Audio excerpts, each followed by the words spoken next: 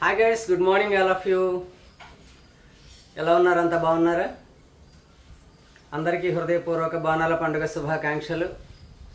అదేవిధంగా మీ అందరికీ ఒక ముఖ్యమైన విషయం తెలియపరచుదామని చెప్పేసి ఈ వీడియో చేస్తున్నాను.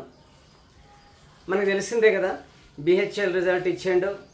ఆల్రెడీ పిల్లలు జాయినింగ్ ఫార్మాలిటీస్ కూడా అవుతున్నాయి.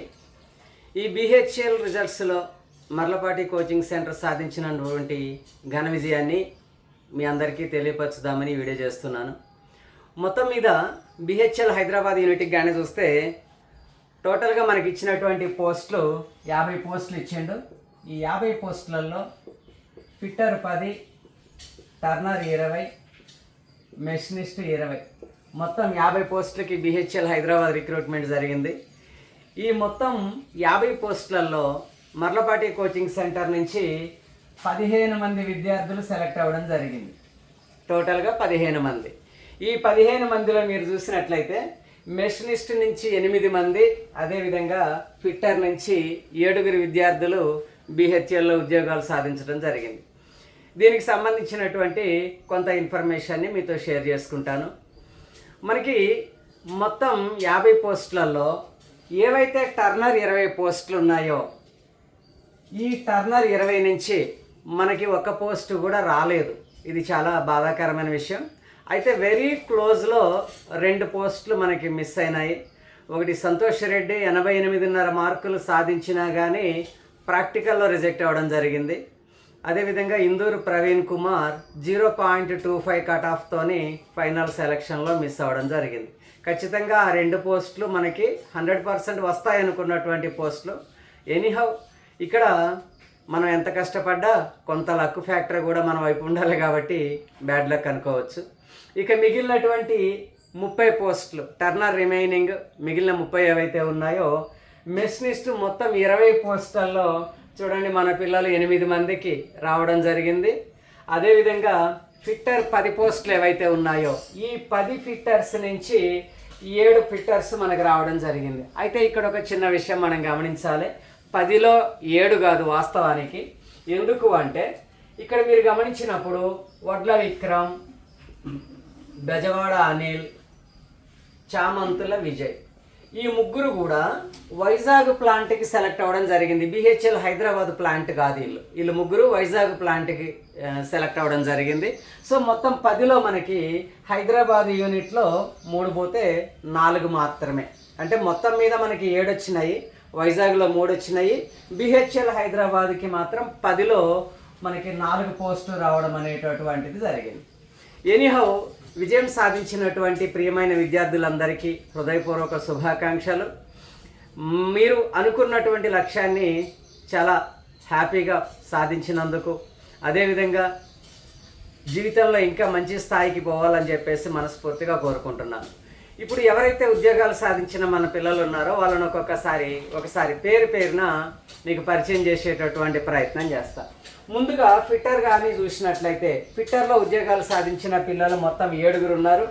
వీరిలో భూక్యా సాయి, మీకు ఒక విషయం చెప్పాలి భూక్యా సాయి గురించి. 21 సంవత్సరం వయసు, 21 ఇయర్స్ ఏజ్లో బిహెచ్ఎల్ హైదరాబాద్తో పాటుగా జస్ట్ 1 మంత్ బిఫోర్ భారత ఎలక్ట్రానిక్ లిమిటెడ్ బిఈఎల్ హైదరాబాద్లో కూడా తను జాబ్ కొట్టడం జరిగింది. జస్ట్ 21 ఇయర్స్ ఓల్డ్, 2 గవర్నమెంట్ జాబ్లు, ultimate. Hartley congratulations to Bhukya Sai. అదేవిధంగా మూలిక సురేష్, తను కూడా 23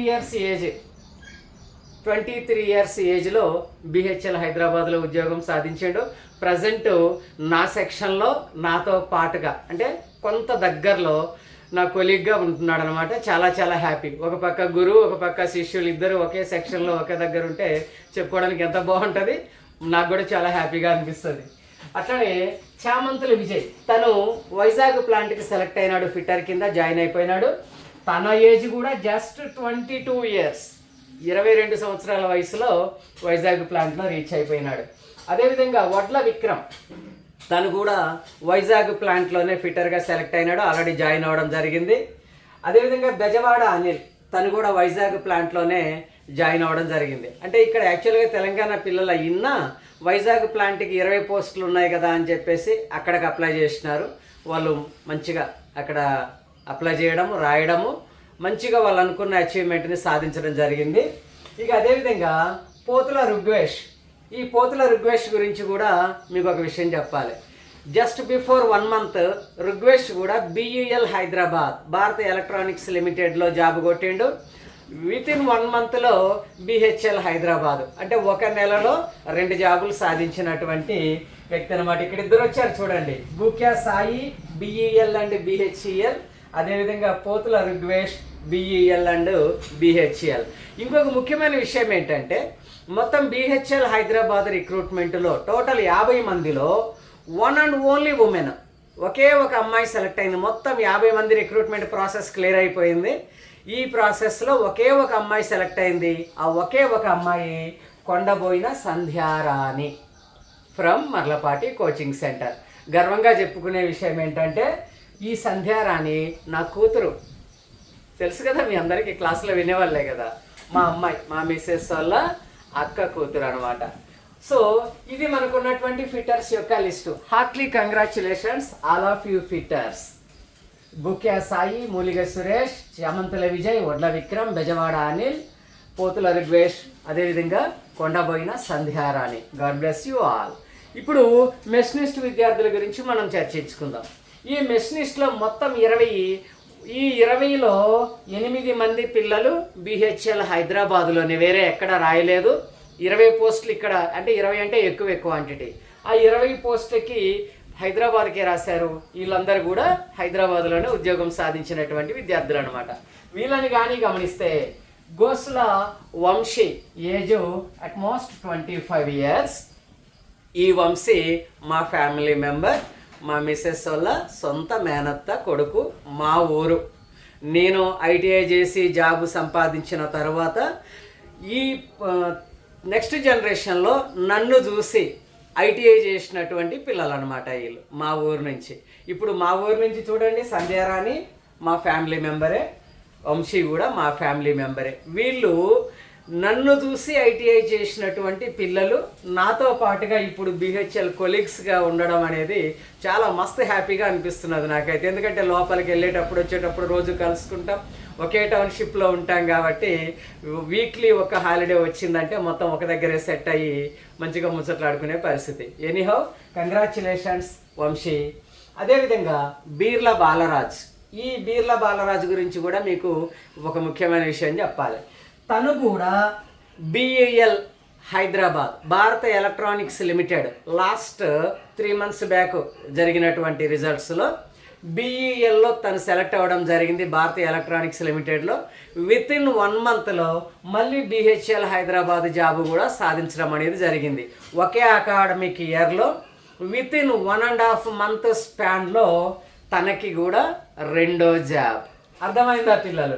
సో ఇప్పటికి ఎంతమంది వచ్చారో చూడండి. సేమ్ కేటగిరీలో బుక్యా సాయి వితిన్ 2 monthsలో 2 government jobs, Pothula Rugvesh within 2 monthsలో 2 government jobs, Beerla Balaraju within 2 monthsలో 2 సెంట్రల్ గవర్నమెంట్ జాబ్స్.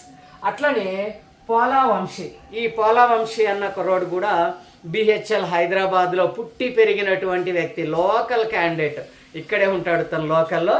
తను ఏజ్ 27 years, తను కూడా BHEL ఇప్పుడు నా ప్రజెంట్ కొలీగ్. అదేవిధంగా రాపేటి జగన్నాథరావు, ఈ రాపేటి జగన్నాథ్ గారు ఎక్స్ సర్వీస్ మెన్ కోటాలో సెలెక్ట్ అవ్వడం జరిగింది. మీకు ఒక విషయం చెప్పాలి ఈ జగన్నాథ్ గురించి. ఎందుకంటే నార్మల్గా మనం ఏమనుకుంటాం, 22-23 ఏళ్ళ వయసులోనే పుస్తకం తీయడానికి బద్దకించి ఏం చదువుతాంలే, రేపు చదువుదాంలే, ఎల్లుండి చదువుదాంలే, ఇట్లా మనం కహానీలు చెప్పుకుంటా టైం పాస్ చేసుకుంటూ ఉంటాం కదా. జగన్నాథ్ గారి ఎక్స్ సర్వీస్ మెన్, 22 సంవత్సరాలు ఆర్మీలో పనిచేసి వచ్చినటువంటి వ్యక్తి.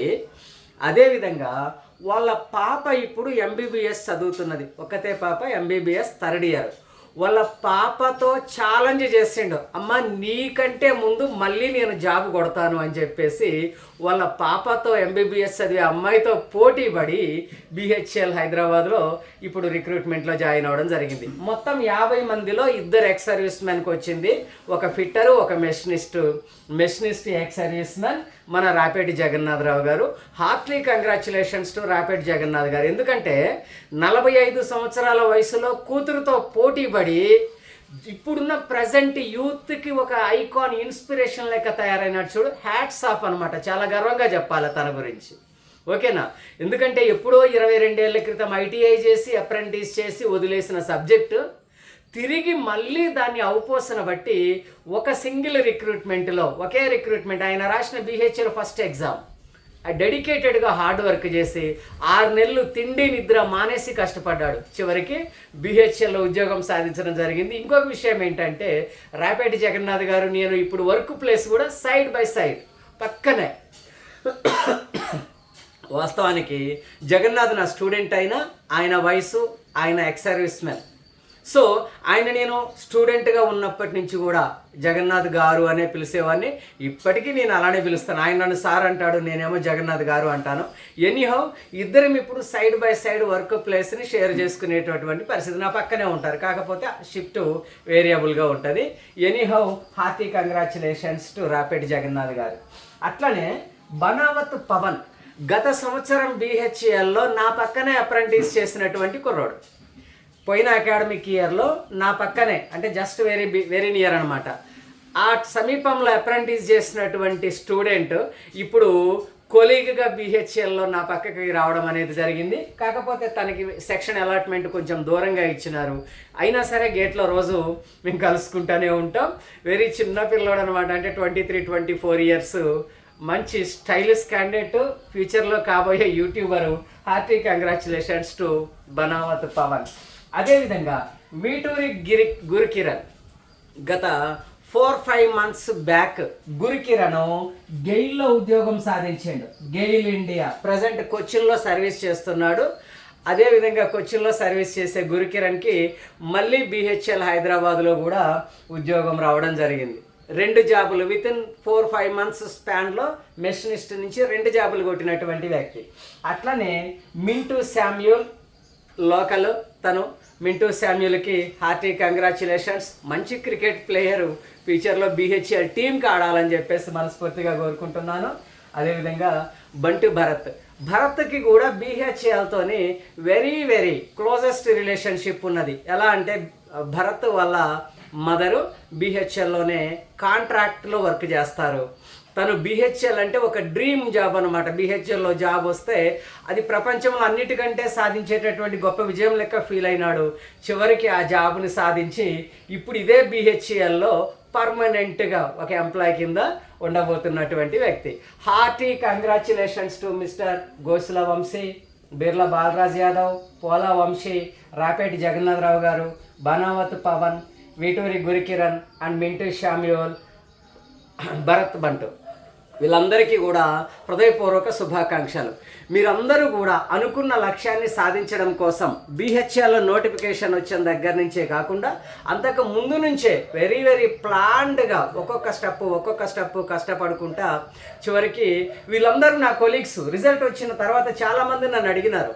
ఫస్ట్ స్టేజ్ రిజల్ట్ వచ్చినప్పుడు నన్ను అడిగినారు, ఏమైంది, ఎంతవరకు వచ్చింది మీకు మర్లపాటి కోచింగ్ సెంటర్ రిజల్ట్ అంటే నేను చెప్పాను. మొత్తం మా పిల్లలు 50 మంది రిటర్న్ టెస్ట్ క్వాలిఫై అయినారు. ఉన్నాయి పోస్టులు 50. మొత్తం 250 మందిని షార్ట్ లిస్ట్ చేస్తే 250 మంది నుంచి మర్లపాటి కోచింగ్ సెంటర్ నుంచి 50 మంది 1:5 రిటర్న్ టెస్ట్ క్వాలిఫై అవ్వడం జరిగింది. ఇక తర్వాత సినారియో మీకు తెలిసిందే కదా, ప్రాక్టికల్ టెస్ట్. ఈ ప్రాక్టికల్ టెస్ట్ అయిపోయి ఫైనల్ రిజల్ట్ వచ్చేంత వరకు కూడా మొత్తం టెన్షన్, ఎవరు వస్తుంది, ఏంది, మెరిట్ ఎంత ఉంది. ఎందుకంటే 50 మంది మన పిల్లలు, 200 మంది బయట పిల్లలు, ఎవరికి ఎన్ని మార్కులు వచ్చినాయి అనేది మనకు తెలియదు. ఒకళ్ళు అడిగినా వాళ్ళు నిజం చెప్తున్నారా ఫేక్ చెప్తున్నారా అనేది కూడా తెలియదు. సో ఆ పరిస్థితుల్లో ఫైనల్ రిజల్ట్ వచ్చేంత వరకు కూడా చాలా టెన్షన్గానే ఉన్నాను.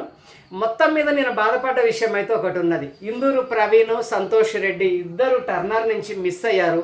అది మాత్రం నాకు చాలా బాధగా ఉంది. సరే, మనం చేయగలిగింది ఏమున్నది, మనకి ఎంత కష్టపడి మనం దగ్గరికి వచ్చినా అదృష్టం అనేది కూడా కొంత మన పక్షాన ఉండాలంటాం కదా, అది వాస్తవమే కదా. సో ఇప్పుడు ఈ బిహెచ్ఎల్ ఉద్యోగాలు సాధించి బిహెచ్ఎల్లో నా కొలీగ్స్గా వచ్చినటువంటి ఈ 15 మంది విద్యార్థులకి కూడా హృదయపూర్వక శుభాకాంక్షలు. అయితే ఇక్కడ ఒక ముఖ్యమైనటువంటి విషయాన్ని పిల్లలతోనే షేర్ చేసుకోవాలి. ఇది 2025లో ఇచ్చిన నోటిఫికేషన్, ఫైనల్ రిజల్ట్ మొత్తం ప్రొసీజర్ అయిపోయేసరికి 2026 అయిపోయింది. ఈ 2026లో కూడా కొత్త నోటిఫికేషన్ ఒకటి రావాల్సింది ఉన్నది బిహెచ్ఎల్కి. వితిన్ 1 or 2 monthsలో అది ఖచ్చితంగా నోటిఫికేషన్ వస్తుంది. ఆ వివరాలు, పూర్తి వివరాల గురించి నేను ఇంకొక వీడియోలో మీతో షేర్ చేసుకుంటాను. ఓకేనా పిల్లలు? చూడండి, ఇప్పుడు వీళ్ళందరూ కూడా మీతో పాటుగా క్లాసులో ఉండి, మీతో పాటుగా క్లాసులు విని జాబులు కొట్టినటువంటి పిల్లలు. అంటే ఇక్కడ మనం జాబ్ కొట్టాలంటే అదృష్టాన్ని పక్కన పెట్టండి, నువ్వు ఎంత కష్టపడుతున్నావు అన్నది ఇంపార్టెంట్. అంటే మన కెరియర్ గురించి, మన జాబ్ గురించి, లేదా మన సబ్జెక్ట్ గురించి మనం ఎంత కష్టపడుతున్నాం, ఎన్ని గంటలు కష్టపడుతున్నాం, ఏ విధంగా ఏ ప్లానింగ్లో కష్టపడుతున్నాం, అది ఇంపార్టెంట్. అర్థమవుతుందా? లక్ ఫ్యాక్టర్ అనేటటువంటిది 1% అమ్మా. 99% కూడా హార్డ్ వర్క్ని బేస్ చేసుకొనే ఉంటుంది. ఓకేనా? సో పిల్లలు, మన ఈ వీడియో చూస్తున్నటువంటి పిల్లలు కూడా ఇదిగో ఇక్కడ ఉన్నటువంటి 15 మంది పిల్లల్ని ఆదర్శంగా తీసుకొని మీరు కూడా మంచిగా ప్లానింగ్గా కష్టపడి మన క్లాసెస్ని సిన్సియర్గా వింటూ జీవితంలో మీరు అనుకున్న జాబ్ని, ప్రభుత్వ ఉద్యోగాన్ని ఖచ్చితంగా సాధించాలని మనస్ఫూర్తిగా కోరుకుంటున్నాను. ఉద్యోగాలు సాధించినటువంటి ఈ 15 మంది విద్యార్థులకి హృదయపూర్వక శుభాకాంక్షలు. మీ వయసు ఇప్పుడు మ్యాక్సిమము ఒక జగన్నాథరావు గారిని తీసేస్తే మిగిలిన వాళ్ళందరూ కూడా 28 నుంచి డౌన్లో ఉన్నటువంటి వాళ్ళే. అఫ్కోర్స్ సంధ్య కూడా 30+. మిగిలినటువంటి వాళ్ళందరూ కూడా 28 years లోపల ఉన్నటువంటి వాళ్ళే. చాలా ఫ్యూచర్ ఉన్నది బిహెచ్ఎల్లో. బిహెచ్ఎల్ అంటేనే be happy enjoy life. So మీరు జీవితంలో ఇదే విధంగా బీ హ్యాపీ ఎంజాయ్ లైఫ్ అనే కాన్సెప్ట్ని అలానే ఉండాలని చెప్పేసి నాతో పాటుగా కొలీగ్స్, అంటే ఇంతకు ముందేమో గురువు గారు విద్యార్థులు, ఇప్పుడేమో అందరం సహోద్యోగులం. మంచిగా సహోద్యోగులు అందరం కలిసి ఫ్యూచర్లో మంచి ఒక యూనిటీగా ఉండాలని, ఎప్పుడు ఎలాంటి సమస్యలు ఒకళ్ళకి ఎదురైనా అందరూ ఆ సమస్యల్ని ముందుండి పరిష్కరించుకుంటూ కలిసిమెలిసి మనం అంతా సర్వీస్ అయిపోయేదా కూడా ప్రయాణం సాగించాలని మనస్ఫూర్తిగా కోరుకుంటున్నాను. మరొకసారి ఈ 15 మంది విద్యార్థులకు హృదయపూర్వక శుభాకాంక్షలు తెలియజేస్తూ, ఈ విద్యార్థుల యొక్క తల్లిదండ్రులందరికీ కూడా శుభాకాంక్షలు తెలియజేస్తున్నాను. ఎందుకంటే విద్యార్థులు సాధించిన విజయం ఒకటే మనకు కనపడుతుంది, కానీ వాళ్ళ వెనక ఎంత కష్టం ఉన్నది, ఫ్యామిలీ ఎంత వాళ్ళకి సపోర్ట్ చేసినారు, ఎన్ని కష్టాలు పడి వాళ్ళని ఈ స్థాయి వరకు, అంటే ఈ ఏజ్ వరకు వాళ్ళని ముందుకు నడిపించారనేటటువంటిది మనం వెనకపక్క కనపడేది అనమాట. ఎందుకంటే స్క్రీన్ మీద కనపడేది కాదు, ఆఫ్ స్క్రీన్ అంటాం మనం. ఆన్ స్క్రీన్ మీద కనపడేదేమో బిహెచ్ఎల్ ఎంప్లాయీ అంతే. ఆన్ స్క్రీన్ కాకుండా వెనక నుంచి మనం చూస్తే ఆఫ్ స్క్రీన్లో తల్లిదండ్రులు పడినటువంటి కష్టం, ఎన్ని నిద్ర లేని రాత్రులు వీళ్ళు గడిపారో నాకు తెలుసు. ఎందుకంటే నేను కూడా ఒక విద్యార్థి స్థాయి నుంచే వచ్చినటువంటి వ్యక్తిని కాబట్టి ఎన్ని నిద్ర లేని రాత్రులు గడిపి వాళ్ళు ఈ స్థాయికి వచ్చారో నేను ఊహించుకోగలను. సో విద్యార్థుల తల్లిదండ్రులందరికీ కూడా హృదయపూర్వక శుభాకాంక్షలు. మీరు గర్వించేటటువంటి పిల్లల్ని కన్నారమ్మా. మీకు శిరస్సు వంచి నమస్కరిస్తున్న తల్లిదండ్రులందరికీ కూడా. ఎందుకంటే ఈ కాలంలో పిల్లలు తల్లిదండ్రులు ఒక మాట చెప్తే నువ్వు చెప్పేది ఎందుకు నాకు తెలుసులే అనేటటువంటి పరిస్థితి.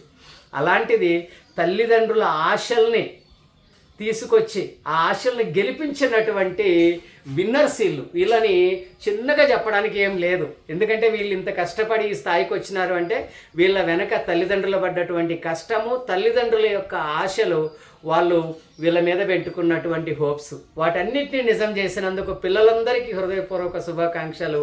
వీళ్ళని ఈ స్థాయికి తీర్చిదిద్దటంలో వెనక నుండి సపోర్ట్ చేసినటువంటి తల్లిదండ్రులందరికీ కూడా హృదయపూర్వక నమస్సుమాంజలి.